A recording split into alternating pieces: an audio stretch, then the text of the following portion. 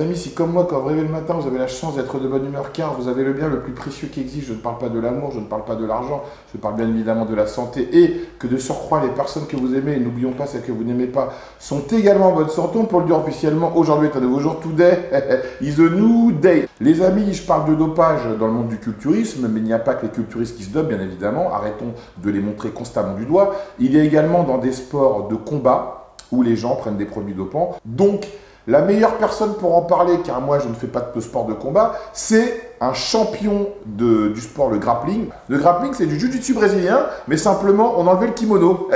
Samy, pour ceux qui ne te connaissent pas, tu peux te présenter s'il te plaît? Alors, Samy Gendouz, Samy the Grappler sur Insta et sur YouTube. Champion de France de grappling, j'ai détenteur de 3 ceintures, 2 du Naga, 1 du G1. Gros compétiteur, j'aime bien la compète, compétiteur international. Et je parle de grappling dans ma chaîne vidéo et voilà. Est-ce que tu as été confronté en compétition des gens avec qui tu as concouru, qui se dopaient? Tous les jours. Tous les jours? Tous les jours. Tous les jours? Ouais, tous les jours. Et donc comment tu reconnais un mec qui est dopé, toi? Bah déjà, je vais te dire un truc. Tu vois, est-ce que tu as déjà vu un mec avec des veines dans les ischios, par exemple? À part des bodybuilders, oui, des gens qui sont dans le bodybuilding. Ou alors est-ce que tu as déjà vu des mecs, ils ont un physique genre 100 kg super sec, et de 0 à 10 minutes de combat, ils tournent non-stop sans temps mort. D'accord. Parce que toi, tu as déjà vu des gens physiquement qui sont métamorphosés dans le grappling. Mais j'ai déjà même vu des gens, 2 ans après, tu les revois, c'est plus pareil. Et est-ce que tu connais des grappleurs qui ont eu des gros problèmes de santé à cause de l'usage de produits dopants? Ouais, je connais des gens qui ont été hospitalisés. D'accord. Ouais, des gens qui ont perdu, des gens qui ont eu des problèmes d'estomac. Alors, je connaissais un mec qui se fait opérer d'un rein pour ça, tu vois. D'accord. Et parce que tu sais, nous, dans le milieu du culturisme, en fait, les gens, quand ils font des compétitions, ils sont encadrés par ce qu'on appelle des préparateurs. Préparateurs, pour moi, c'est plus préparateur en pharmacie que coach. Donc, ça veut dire qu'il doit certainement avoir, bon, tu connais de près ou de loin, des coachs ou des personnes qui sont des encadrants dans votre sport et qui encadrent également la prise de produits dopants. Pour dire quoi prendre plutôt que… Ouais. Moi, je pense que les mecs, ils le font en freestyle. Après, c'est mon avis, je sais pas. Mais déjà, notre sport, il n'est pas pro de manière générale. Alors, sur ça, je pense que c'est vraiment en freestyle, tu vois. C'est les mecs qui disent, ah, bah, faut que je prenne ça, faut que je prenne ça, et voilà, quoi. Et est-ce qu'il y a beaucoup de contrôles, parce que dans le bodybuilding, bon, il n'y a pas de contrôle antidopage, mais est-ce qu'il y a des contrôles antidopage dans le grappling? Alors, tant que c'est une fédération, oui. Mais alors, nous, il y a beaucoup, c'est comme l'UFC, c'est pas des fédérations, tu vois, c'est des organisations. Il n'y a aucun contrôle antidopage. Et même nos Jeux Olympiques à nous, la DCC, il n'y a pas de contrôle antidopage, quoi. Et quelle est la différence, selon toi, entre, par exemple, dans l'UFC, par exemple, est-ce qu'ils font des contrôles antidopage ou pas? Alors, l'UFC, de plus en plus, travaille avec l'USADA, qui est l'organe numéro 1 de la lutte antidopage. Il y en a de plus en plus. Franchement, comparé au Pride avant, il y avait zéro contrôle. Là, tu vois qu'ils accentuent quand même les contrôles. Et on voit une évolution des physiques à l'UFC. Pour ceux qui connaissent, Sean O'Malley, Ferguson, Israel Adesanya, bref, on voit que ce n'est pas des physiques bœufs comme Alistair Overeem, etc., etc. Oui, donc en fait, je rebondis sur ce que tu dis, c'est que vu que c'est des fédérations qui sont des fédérations, on va dire, privées, indépendantes, ce n'est pas régi par les organes du sport tels que le CIO, ce n'est pas des disciplines olympiques. Donc ça veut dire qu'en gros, on peut pas comme le judo, parce que toi, tu étais judoka à la base. Ouais, de base, j'étais judoka. Ça veut dire que quelle est la différence significative dans le judo par rapport à la lutte contre le dopage et dans ton sport? Par exemple, le judo, c'est une fédération française de judo. Oui. Nous, il n'y a pas de fédération française de grappling. Tu as peut-être le CFG, mais qui est affilié à la fédération française de lutte. Eux, ils font les contrôles antidopage, ça peut arriver, c'est pas tout le temps. Mais à l'international, il n'y a pas des grosses fédérations. Tu vois, c'est des organismes, c'est indépendant, c'est beaucoup de privés, c'est pas subventionné, etc. Donc, ils ont moins les moyens et je pense moins l'envie aussi de le faire, tu vois. Oui, dans ton sport, tu sais, nous, dans le bodybuilding, les gens prennent des produits pour prendre de la masse ou pour sécher, mais pour quelles raisons les gens chez vous prennent des produits dopants? Moi, ce qu'on m'avait expliqué plus ou moins, c'est plus pour la récupération que vraiment la prise de masse ou des choses comme ça, tu vois. Et après, surtout en MMA, en grappling un peu moins, mais en MMA, tu vois des mecs qui sont à 80-85 kg par exemple, je prends l'exemple de Makate, et ils descendent à 66. D'accord. Ou des mecs même qui sont à 100 kg et combattent en 77. Wow. Tu vois. Et les mecs, pourtant, le jour du combat, ils arrivent, ils envoient, tac. Donc je dirais c'est des produits pour sécher déjà, parce que c'est des sports à la catégorie de poids, pour être plus endurant. C'est vrai que nous, c'est un sport où il y a les clés avec l'articulaire, peut-être au niveau des articulations, peut-être il y a des trucs qui jouent, tu vois, avoir moins la douleur, etc., quoi. Et est-ce que tu as déjà eu vent des molécules qu'ils prenaient? Ouais, alors tous les dérivés de la nandrolone déjà, tous les dérivés de la testostérone, clenbutérol aussi, ça je savais, des diurétiques aussi. Ça se fait beaucoup en judo aussi apparemment. D'accord, ok. En gros, c'est des produits comme ça, quoi. Ouais, en tout cas, pour ceux qui ne connaissent pas la nandrolone, c'est du décadurabolin, donc c'est un produit qui lubrifie les articulations, donc donc c'est plutôt pas mal pour les gens qui ont des blessures.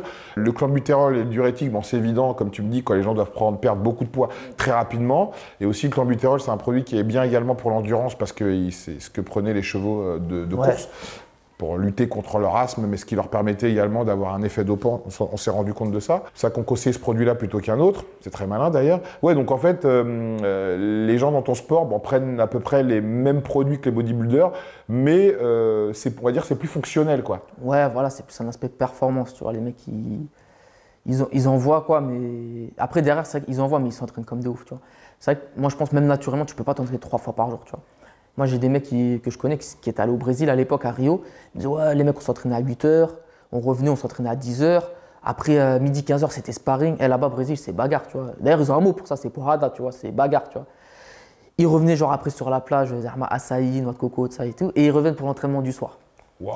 Et les mecs faisaient ça tout le temps. Naturellement, comme ça, impossible, impossible. Moi, je fais 2 entraînements par jour. Enfin, avec le Covid, là, non, mais avant, 2 entraînements par jour pour le. Mais j'étais claqué. Là, le samedi matin, j'étais comme ça. C'était chaud. Et donc, toi, tu trouves ça révoltant que des gens se dopent dans ton sport? Alors, oui et non. Oui, parce que forcément, toi, tu décides de ne pas te doper. Donc, tu pars avec un facteur limitant déjà, tu vois. Non, parce que comme tu le dis dans tes vidéos, chacun fait ce qu'il veut. Et après, moi, je sais que j'aurai des problèmes de santé, mais ce ne sera pas avec le dopage.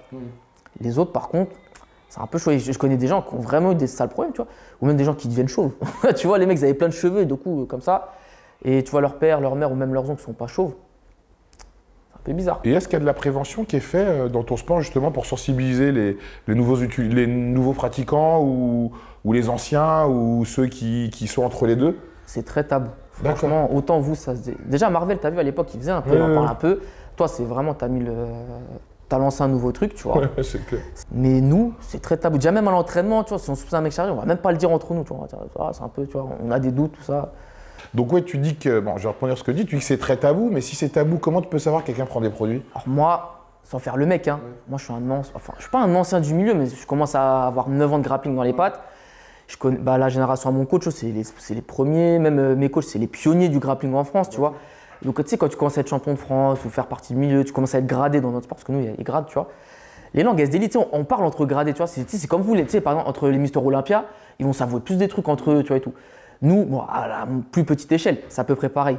Donc tu sais, on sait, tu vois, les langues d'élite, les trucs, on se parle des trucs, tu vois. C'est sûr qu'un mec qui vient arriver, ça fait 1 an, et en fait, tu vas pas lui dire des trucs comme ça, tu vois. Donc moi, on en parle avec les anciens du milieu, quoi. Et même quand je te dis les anciens, c'est plus ancien que moi, tu vois. Et est-ce que tu penses justement que ça va permettre, cette vidéo, d'instaurer un dialogue peut-être? Ouais, parce que comme tu dis dans tes vidéos souvent, déjà le dopage, c'est une utopie de l'arrêter. Ouais. Ça existera toujours. Ça, on peut rien faire, c'est trop tard. Et ils auront toujours un coup d'avance. Et pour répondre à ta question, moi je voudrais que ça fasse comme la vidéo du DNP, là, quand tu as dit mort à cause du DNP.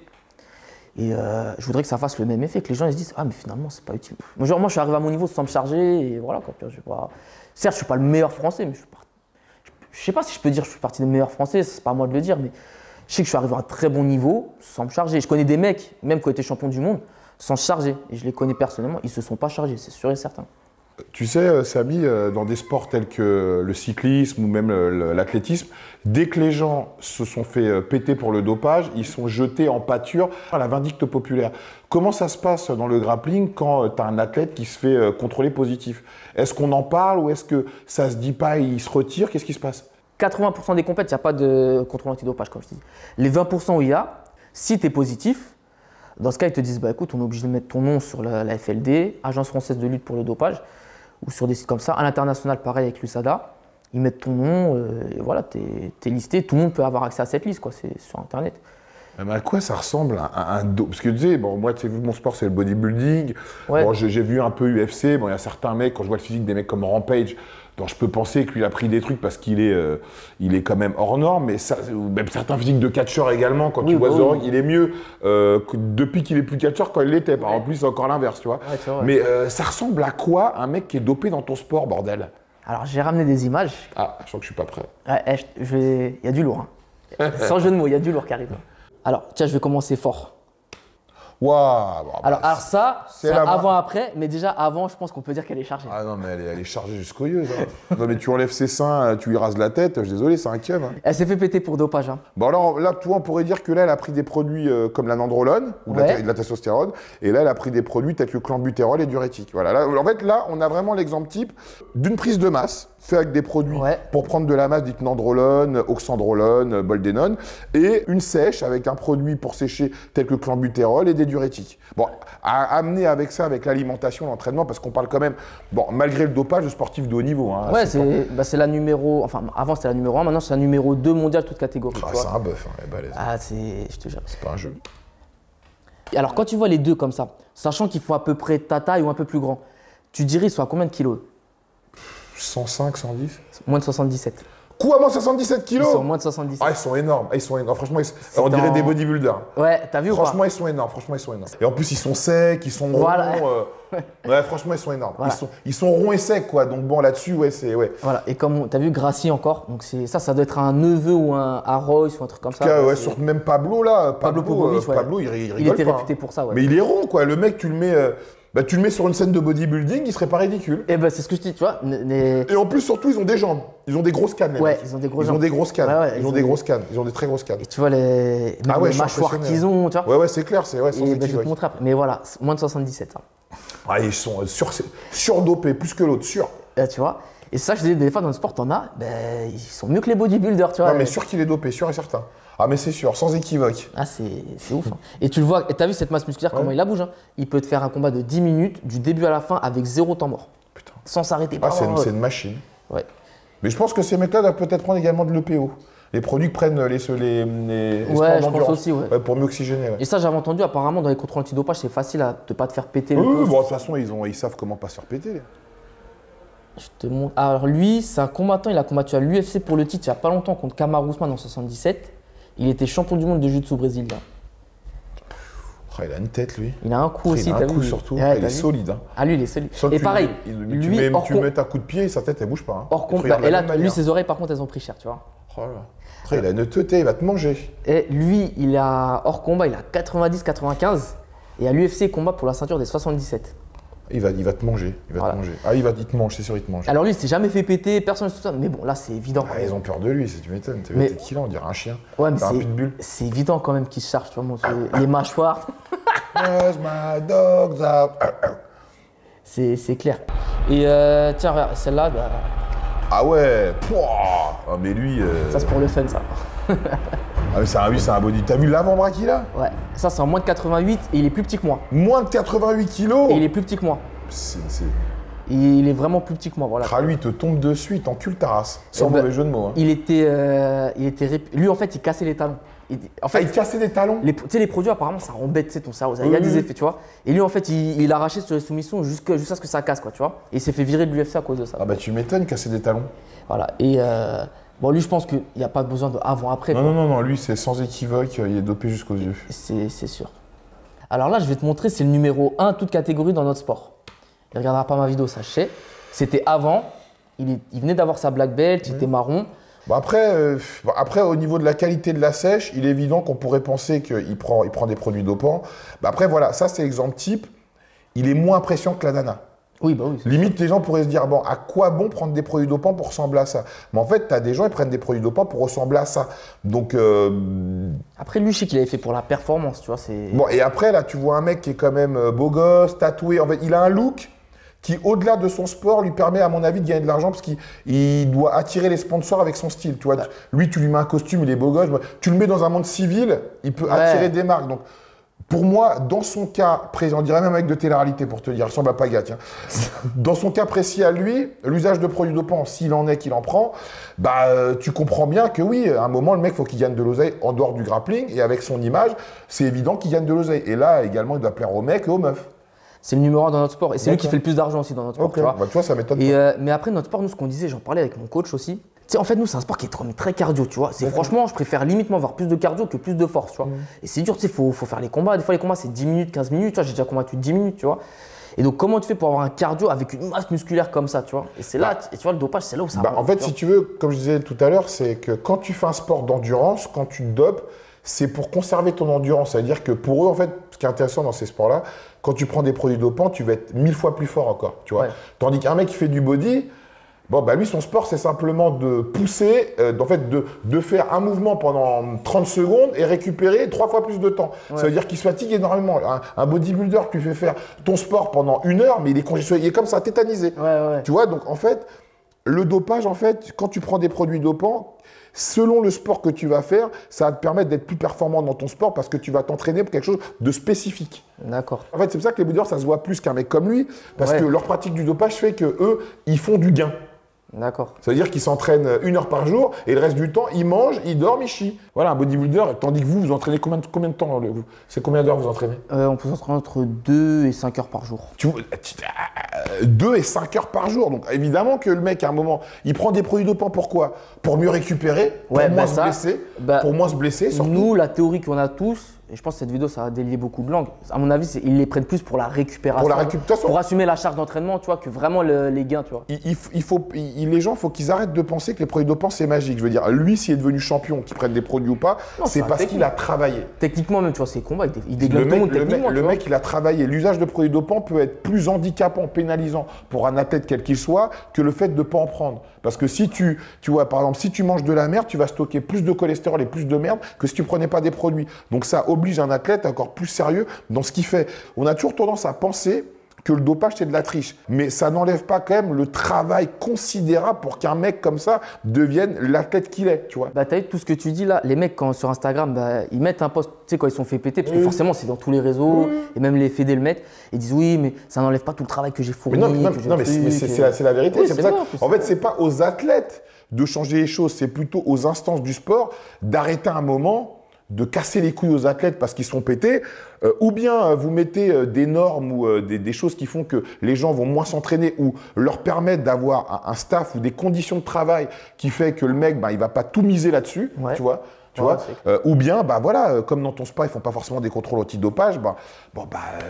Moi, j'incite pas aux gens du grappling de prendre des produits, Non, mais clairement pas. en fait, la chasse aux sorcières, à un moment, En tout cas, merci Samy pour ton intervention. Là, tu m'as fait découvrir un milieu que je ne connaissais pas. Pour moi, la chose la plus importante, c'est qu'en fait, le grappling, c'est simplement du jiu-jitsu. On a enlevé le kimono, on a fait du grappling. Ça veut dire que tout un chacun peut créer peut-être une nouvelle discipline. Donc, en tout cas, on va s'y atteler. Ce sera avec un sweat capuche, MyProtein de préférence, les amis. Eh ouais, code promo The Rob, la MIF. Donc, quel serait le mot de la fin pour toi? Comme tu le dis à chacune de tes vidéos, hein, je préfère être détesté pour ce que je suis plutôt qu'être aimé pour ce que je ne suis pas. La jalousie, ça se méritera toujours plutôt, c'est la base. Et je te remercie vraiment grave d'être venu au Home Rob pour parler du dopage dans ton sport. Et que ce soit des judokas, que ce soit des handballeurs, n'importe quel sport, si vous êtes dans un sport et les gens se dopent ou vous avez pris des produits dopants, venez parce que ça permettra aux gens de découvrir une autre pratique du dopage. Et on va arrêter de stigmatiser le bodybuilding parce que le bodybuilding, c'est peut-être le sport en vérité où on parle le plus de dopage ouvertement, alors que moi-même, je suis le premier à dire que personne n'en parle. Vous voyez, on peut dire tout et son contraire et on peut surtout avouer qu'on a tort quand on pense avoir raison. Parce que de toute façon, on a toujours tort et raison en même temps. C'est comme ça la vie, les amis. On vous love fort.